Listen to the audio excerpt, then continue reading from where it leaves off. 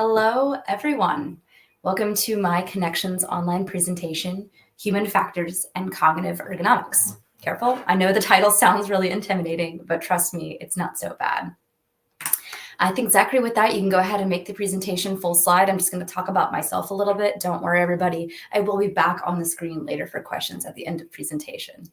So before we get too far into the weeds of what this topic is really all about, I wanted to do a quick who am I and talk about why I chose this topic as a presentation.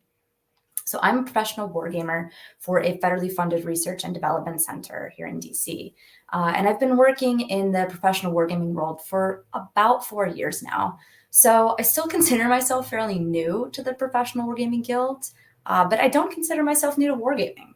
I've been participating and playing war games at World Wargaming Championships and Historicon since I was a little girl. But I didn't realize that this was a professional career until I actually was in grad school, getting a master's in science and terrorism and Homeland security policy at American University.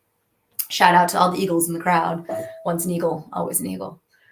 When I started grad school, I had no idea that only 2.5 months later, I would be forced to transition my learning to strictly online, thanks to the COVID pandemic. Maybe you guys have heard about it. For many, online learning was less than ideal, but there was no real alternative, obviously.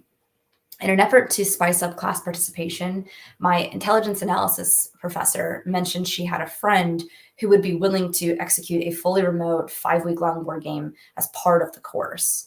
Not only was that experience in grad school one of the most memorable things I remember from that opportunity, but it also completely changed my life as I decided to kind of quit a very secure government paid position that I had and kind of jump over for a wargaming internship that paid peanuts. So it was very much a risk for me, and I've never looked back. I'm so glad I did it.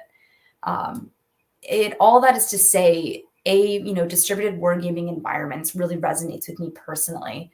And I'm so glad to see that this is a wargaming topic of discussion this year. But also, gaming is a huge part of my life. And this is not meant to be a shameless plug session, but I'm going to make it one for just a little bit. I'm the head of programming for the Women's Wargaming Network. I'm a wargaming instructor for the Military Operations Research Society. I'm a volunteer research associate for the wargaming blog Pack Sims. I've recently been invited to replace Peter Perla as the co-host of Game Nation webinar with Ed McGrady. And I'm really happy to announce that I'll be teaching a course at JHU this fall on the foundations of wargaming analysis. So yeah, gaming is kind of all I do. I love it. So really happy to be here and super glad that Connections Online reached out and asked me to be part of this. So it gives you a little bit of a kind of a preemptive of why I picked this topic. But what does cognitive ergonomics actually really mean? No, I promise you I didn't come up with this. It's a real thing. Cognitive ergonomics is a field of study that focuses on how well the use of a product matches the cognitive capability of the users. AKA, it's all about understanding the behavior of humans as they interact with machines, and then looking for ways where the environment of information conveyance can support a human's ability to understand, react, and interact, which wargaming is kind of all about. It doesn't matter what environment of wargaming is being used. Anytime a medium is being used to relay information to humans, human factors of the decision cycle and cognitive ergonomics is going to play a role. When thinking of this topic, I wanted to break it down into kind of 3 sections. A lot of attention is going to be paid attention to the first section, and I'm going to touch on the second and third lightly, and hopefully in the future can look at those in more depth. But first, I wanted us to assess the impact that the environment of wargaming has had on human decision-making. And by this, I mean the different mediums we use in wargaming to convey information and create learning environments for our participants. Next, I want us to look at some lessons learned in optimizing our environments in distributed wargaming to support adult learning. And lastly, we're going to look very quickly at some ways to kind of sidestep cognitive overload and the fatigue of our participants. So let's start by assessing the different mediums we use in wargaming to convey information. For any of you that have participated in or have designed a war game, you know that everything that exists within the game, the pieces, the maps, shoot, maybe even the temperature that's being set in the room is all set there for a reason and is there to study the human beliefs and assumptions that are driving decisions. A war game must be engaging enough and playable enough to make its players want to suspend their inherent disbeliefs and open their minds to an active learning process so they can provide meaningful data in reaction to the illusion we have built for them. A meaningful reaction relies on a realistic enough input or environment. Otherwise, the learning that's going to take place could be misleading. Wargaming is a human activity, and that encompasses the broad goals of stimulating ideas, highlighting critical tasks, and providing insights otherwise difficult to achieve. And that kind of output is quote unquote easier to extract when the decision maker feels most inclined to provide a real life response or reaction. To create this environment, information has to be conveyed to the participant in a way they can understand and grapple with. And this is where the model of the environment really influences and drives human decision making. So when assessing the kind of impact that these environments have on human decision making in wargaming, it actually helps to look at how information has been relayed and how those information environments have adopted throughout the history of wargaming.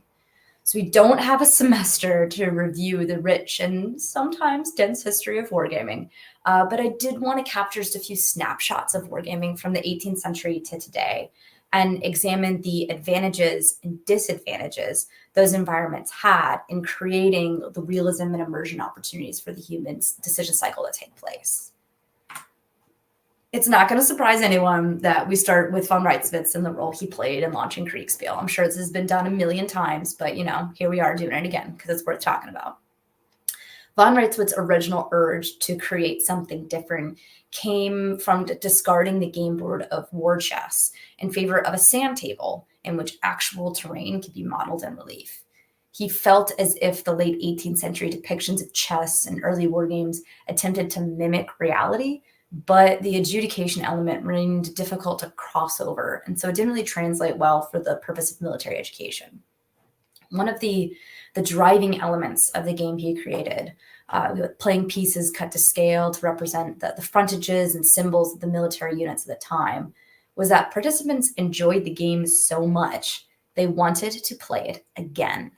The game really caught on when King Friedrich Wilhelm II had the opportunity to view an actual demonstration of the game and was fascinated by the balance of playability and realism. Von Reitswitz updated the sand table to a more portable version, and it displayed terrain contours, roads, villages, swamps, rivers, etc. And this environment really bolstered the human decision by a few different ways. First, a portable, more realistic environment of information created continuous instruction, providing more opportunities for participants to witness and practice the war techniques over time.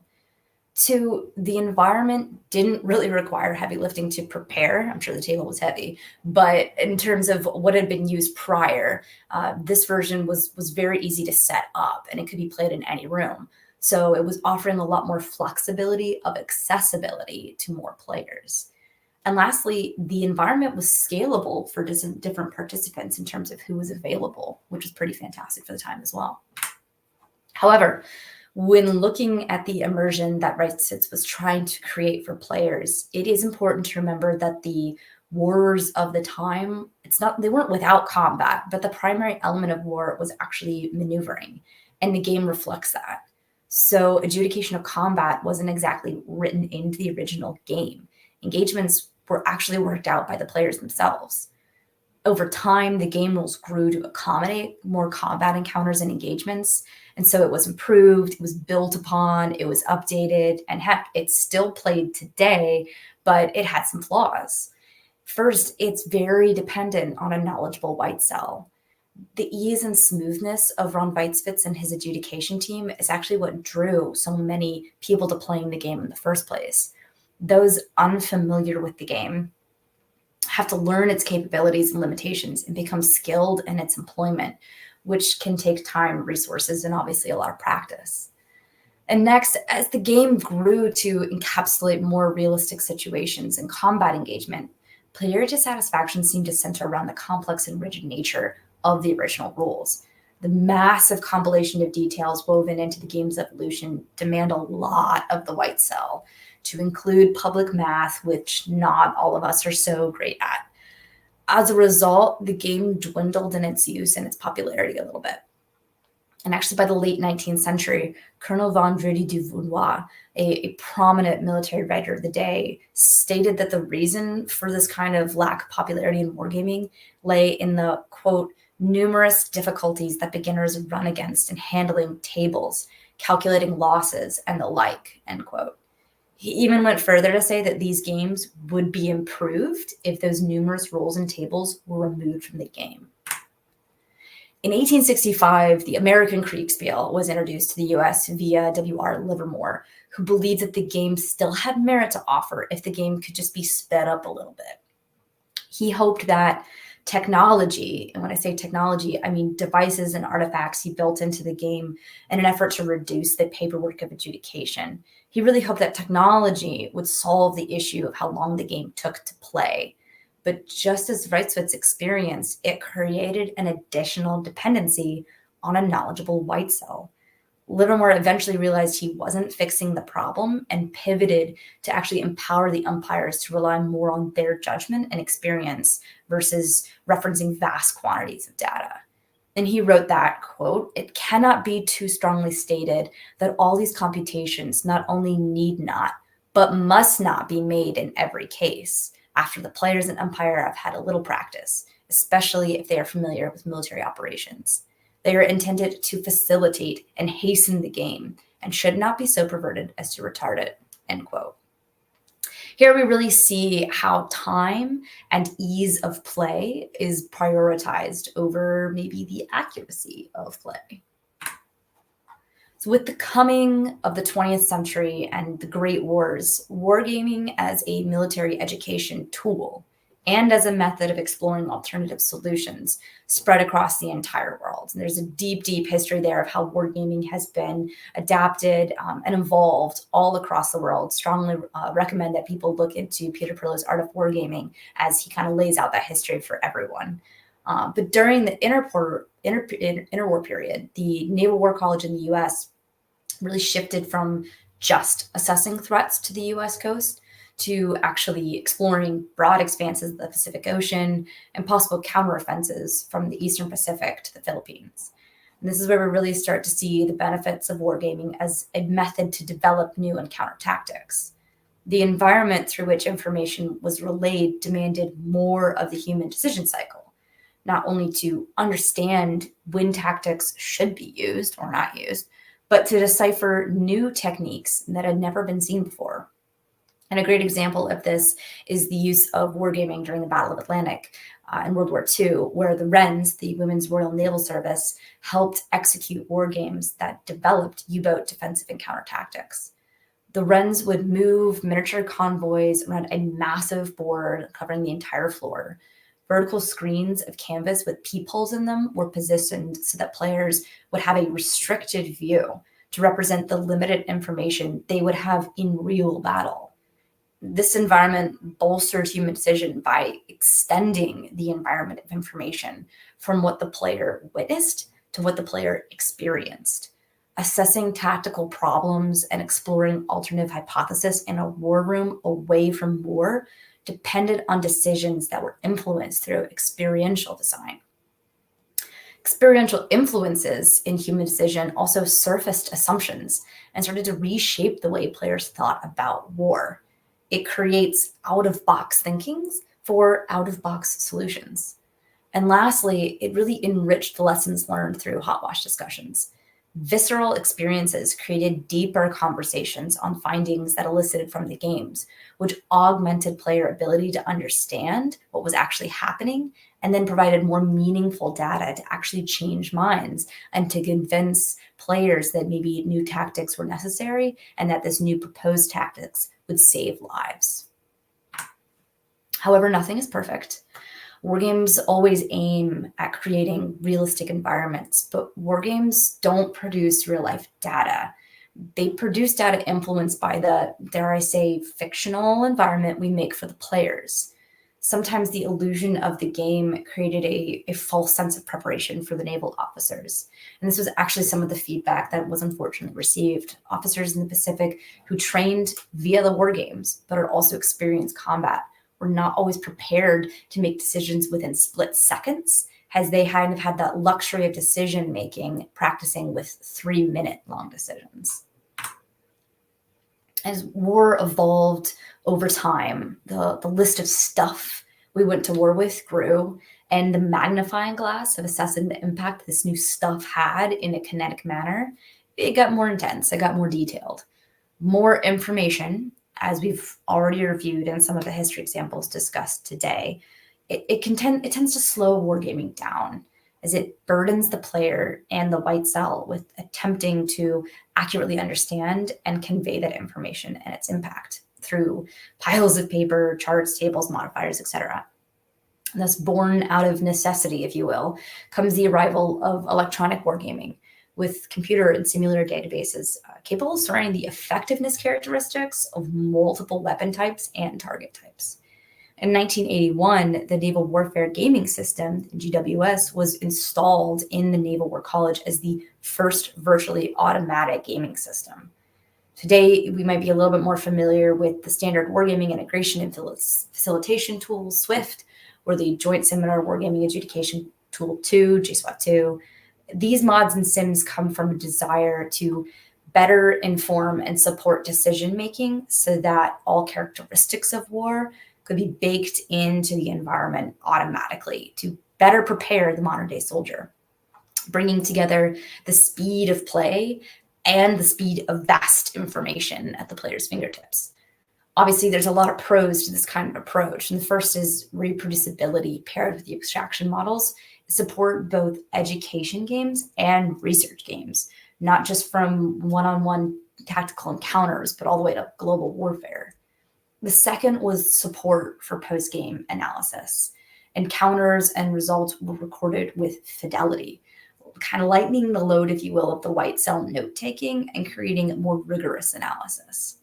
And third, the capability to simulate activities that occur in real-world situations. An enhanced visual medium of play creates an enhanced experience for the players, which we've already seen the benefits of what an enhanced experience can do. But the cons. Mods and sims don't always have the best track record of performing during the game, or at least in the way that the model maker and the game designer wish that it would have. It's a fragile tool in terms of its reliance. Often, if you want more detail faster, that means you're going to need more money and probably larger space. So the flexibility of the system can also be difficult. Often they're just too slow. They're still too slow to use within the limited time available for adjudication tasks. Tools intended for adjudication often prove more helpful in a post-game analysis, where they can provide an alternative perspective on adjudication choices made by SMEs during the game. A common byproduct of the shortcomings of these tools was, and is still seen today, an increased reliance on people. Specialized experience really is required here. So it's interesting to see that the original problem that von Reitzwitz experienced is still relevant even today. And so now here we are in today's era of wargaming, and we see yet another technology tool that can be leveraged to convey information and provide realism for our participants. And who knows, maybe it will do even more. Maybe it could replace participants as players as well. And AI brings a lot of advantages to it. Obviously, it's access to a large amount of data and can synthesize it in a very digestible fashion, which creates more time for the human to make a more informed decision. Second, incorporating AI into war games can actually reduce the traditional costs associated with running games. And lastly, AI can increase opportunities for more rigorous analysis of strategy and decision-making, which all sounds pretty great. However, AI is still what I call baking. It's not quite figured out yet.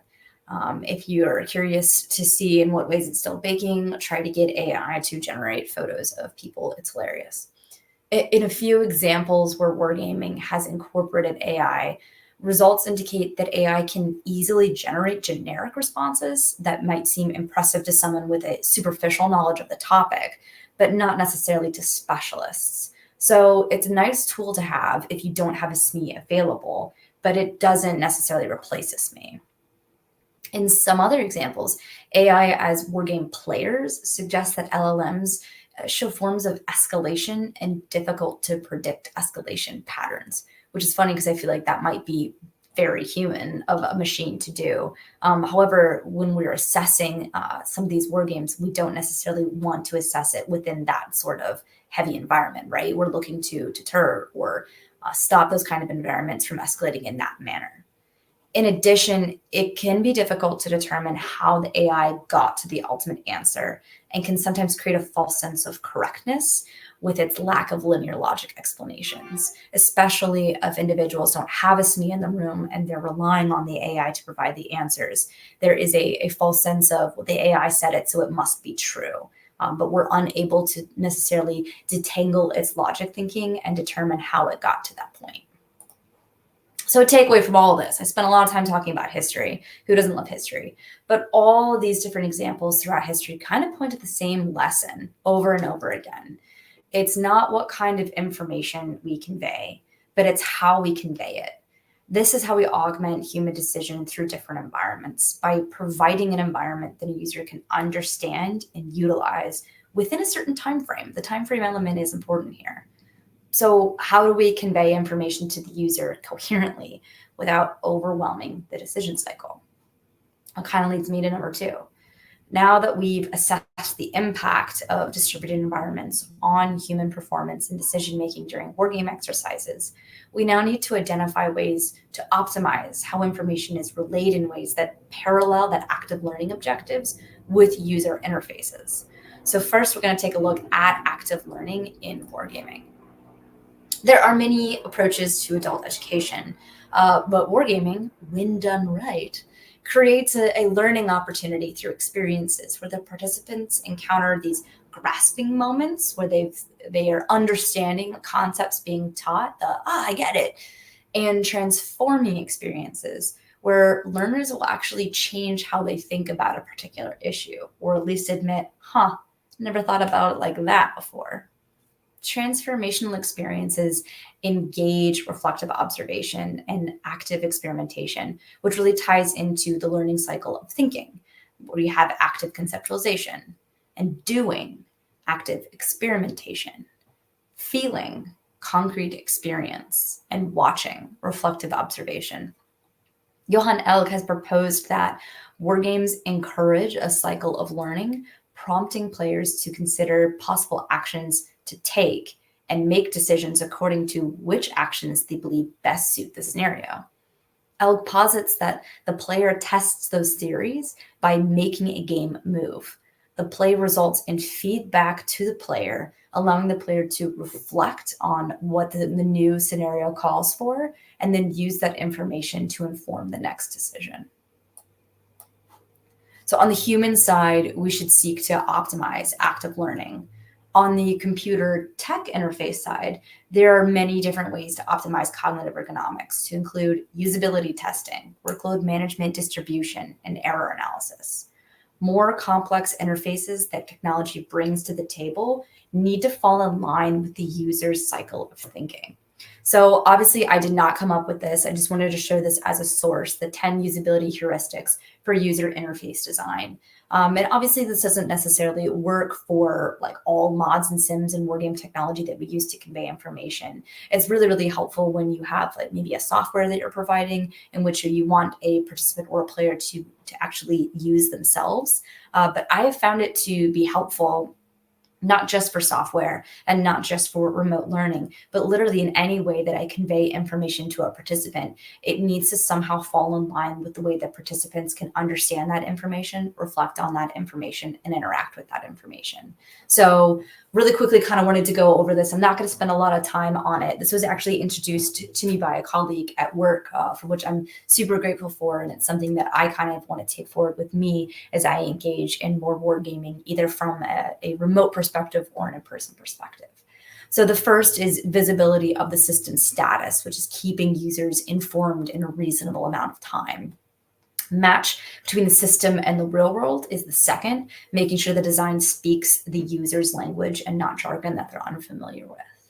Third is user control and freedom, providing clear, streamlined language to the player, to the participant, to the user. Fourth is consistency and standards. Follow industry conventions. Don't make the users wonder if the red octagon on the shape that you're showing them means stop, right? Error prevention. Provide helpful constraints and defaults. Prevent mistakes by removing memory burdens, supporting undue actions, and warning the users. Next, we have recognition rather than recall, which is minimize the user's memory by making elements, actions, and options visible and available to the user. Flexibility and efficiency of use, scale of experienced and inexperienced users. I love this one. And we're going to get into this later about knowing who your audience is. But I believe in any tool that we use in wargaming, even just through the normal conveyance of information, we should always be able to scale that. You should be able to tell when what you're conveying isn't being picked up, and so you can scale it down.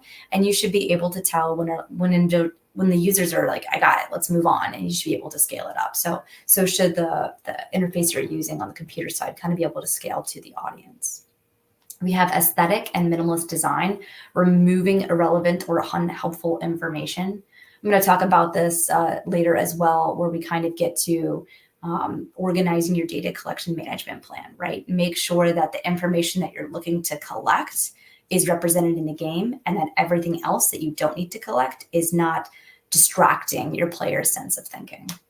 Number 9, we have help users recognize, diagnose, and recover from errors, put error messages in plain language with constructive solutions. And last, help and documentation. Provide optional documentation to help users understand how to complete their tasks. So again, did not come up with this, but it's a super, super helpful tool. You can Google it easily, find it, and I hope that it's helpful for the rest of you as well. So lastly, I kind of wanted to very quickly look at evaluating some strategies, some tips and tricks, if you will, for mitigating cognitive overload and fatigue among participants during prolonged wargame sessions. So too much information and overload can eclipse a human's ability to make decisions. War games can be long, tedious, frustrating. We all know this. But it's important that we keep participants in that golden mindset of immersion and realism for appropriate data collection. AKA, they're still making decisions based on what they think is best, not because they know the sooner the game ends, the sooner they can go home. So how do we know when the interface is overwhelming the players and fatigue is starting to set in? And what can we do about it? So it's actually pretty easy to know when your audience is overwhelmed. They will either tell you because they're frustrated, or you'll hear nothing, literally nothing. Obviously, this presentation isn't built in a way so that I can receive feedback while I'm giving the presentation, but I really, really hope that I'm not overwhelming you all with this level of information. But, you know, when you're doing a game online or when you're doing a game in person, you're going to be able to really sense from your participants what's going on. Zero engagement usually suggests the players are either overwhelmed or they're bored. In person, like I said, that's actually easy to see. Online, it's a little bit more difficult, especially if screens are off. So here are a few tips and tricks that I and others have kind of leaned into in an effort to curb overwhelming people and fatigue. And this seems to work, again, both in person and online. And the first is know your audience. It's important to be able to scale the interface according to what kind of data we're collecting and who is in the room.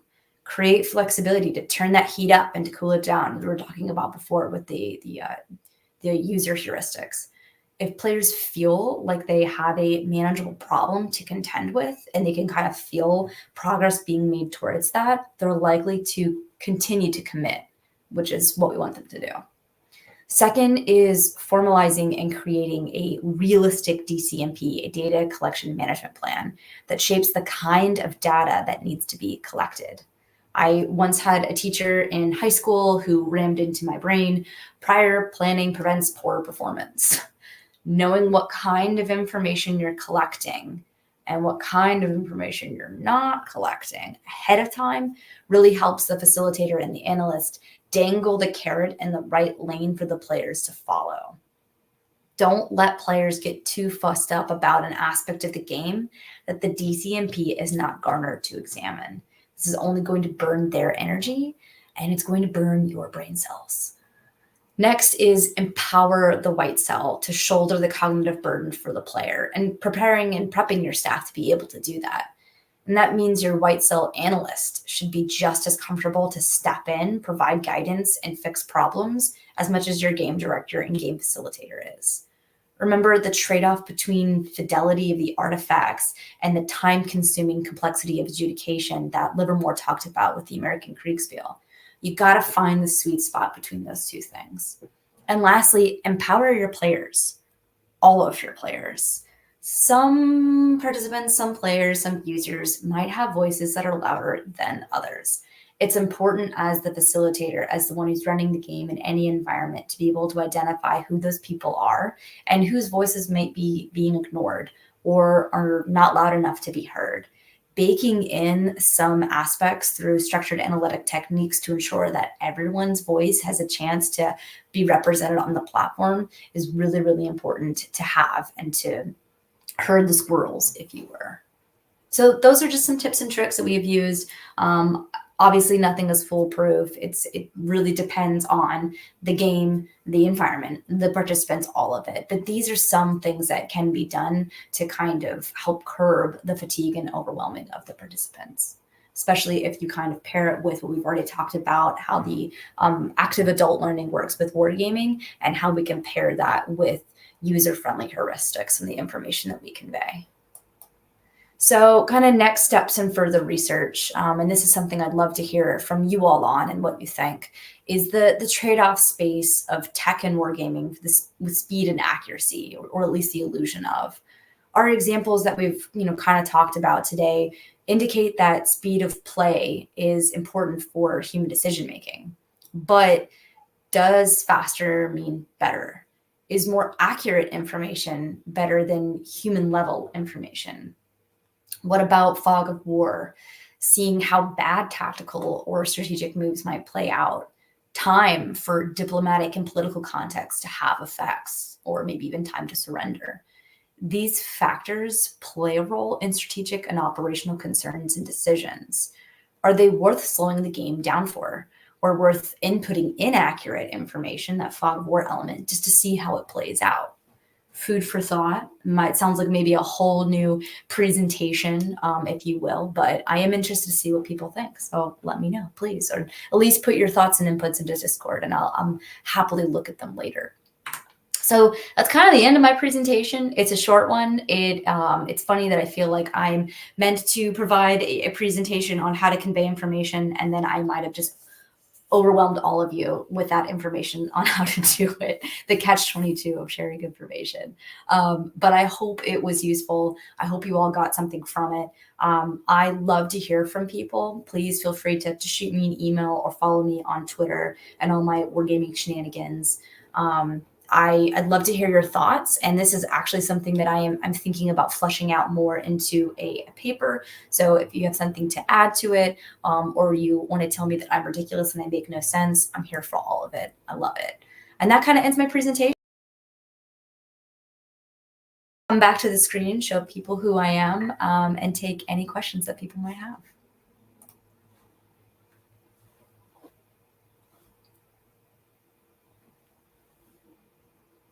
I see Jan's there already. Hi, Jan. Kriegspiel for wins.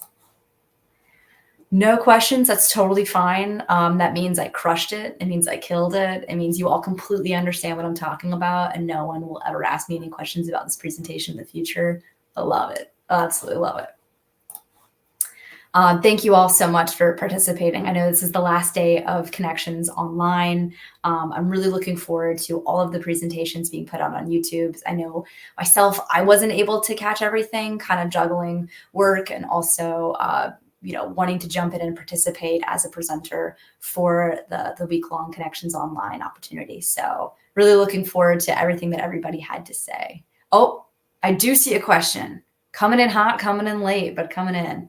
talking about distributed wargaming, how large should white cell be to mitigate potentially overwhelmed players? That is a fantastic question. And again, it kind of depends on the size of the audience that you have. So when doing wargaming online, I have felt that it's really, really helpful to have for every breakout group that I intend to have online, and for every team that is going to break out, I think that it's really great to have one person on the white cell be there with each breakout room. And the reason for that is not only to kind of collect data of what that breakout room is discussing or deliberating, but there also should be empowered to help give instructions on, hey, you guys need to play this way. These are the kinds of moves, either whether it's a size restriction or what the game is limited to and sort of the agency of the players. So they're there both taking notes, but they're also there kind of to instruct. And that's been really, really helpful. But in person, I don't necessarily want to have a white cell person for all of the teams or for all of the tables. I definitely want to have someone who's available to take notes, but I usually like to empower just one person to kind of be that game facilitator. And the reason for that is because in person, especially when emotions run a little bit higher, I have seen white cells actually disagree on what the rules are. And it's not a great look for the team and for the participants. So it's really, really nice to have one person to say, I'm the game director. This is how we're going to play the game. And that's also when if there's ambiguity in the rules, they're relying more on their judgment and their experience to say, this is how we're moving forward. Make sure that, my bias or my instruction or the way that I'm interpreting the rules is being recorded by our analysts, and we need to move on. Because again, that time of play is really important for the players. So have your white cell there to kind of enable things moving forward. But as soon as that white cell actually starts to slow things down, that's when you need to recalculate. Time of play is important. And I think we have seen this, unfortunately, in games online and in person, when things slow down to either deliberate, discuss, or kind of argue over the interpretation of the rules, players lose engagement. That's when they start having sideline conversations, or they step outside for coffee and come back 20 minutes later. So we want to keep them engaged, keep things moving, and your white cell should really be there to accommodate that speed of play. Great question. So as RightsBit said, discussions are prohibited during play. The umpire acts as a dictator. I love it. I absolutely love it. Completely agree. I see another question. Are there any ISO type standards for ergonomics? I don't know. I think that cognitive ergonomics is still a very new field, to be honest. Especially, I think it's become more important as we're finally starting to pull some lessons learned from what happened during the COVID pandemic and how people kind of had to shift to using machine interfaces to convey information versus having a real person in the same room with you conveying information. So I think it's still developing. I strongly recommend that you look that up. I'm going to look it up after this because now I'm curious, but I am unsure. It's a fun word, cognitive ergonomics. I say it and people are like, whoa, she knows what she's talking about. I'm very much learning as I'm going, but I thought it would be a really kind of unique and interesting perspective to bring to this presentation. And so it really drove a lot of my own research just to make this presentation, which is why I'm not like, man, I want to turn this into a paper. So I'm still learning and I'm looking forward to what the answer to that question is. If anybody else has thoughts on it, please feel free to put into the comments, put into Discord. Any other questions? I don't think I'm seeing anything. But again, thank you guys so much for being here. If you've got more to say, put it on Discord, put it on the YouTube comments. I'll definitely be checking it out. And I look forward to fleshing out this topic a little bit more and potentially making it into something a little bit more concrete and sharing it with all of the people. Thank you all so much. Have a wonderful day and enjoy the rest of Connections Online. Thanks, guys.